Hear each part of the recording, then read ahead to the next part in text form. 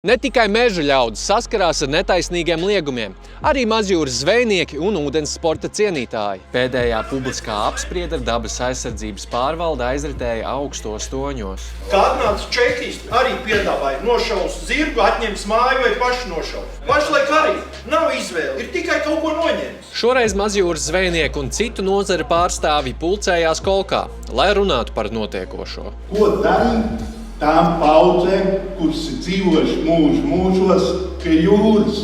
Daba ir jāsargā, jā. Kas visvairāk to zina?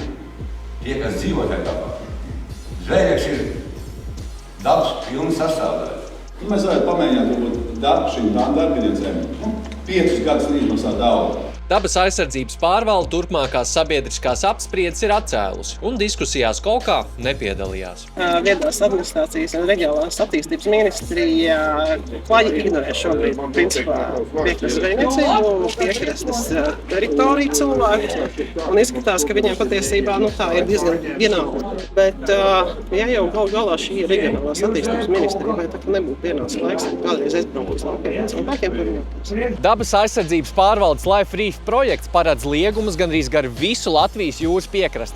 Tas varētu nozīmēt zvejniecības un ūdensporta pazušanu piekrastē. Taču skaidru atbilžu, kā šīs nozares ietekmē pie jūras ekosistēmu, nav. Lai nebūtu nepamatots naudas izlietošana zem saukļa, sargāsim dabu. Sargāsim, bet sargāsim tur, kur jāsargā, nevis tikai apgūsim naudu un strādāsim muļķības. Nākamie rindā ir meža ļaudis. Tiek virzīts projekts, kas paredz saimnieciskās darbības liegumus biotopos arī ārpus Natura 2000 un potenciālo biotopu teritorijām.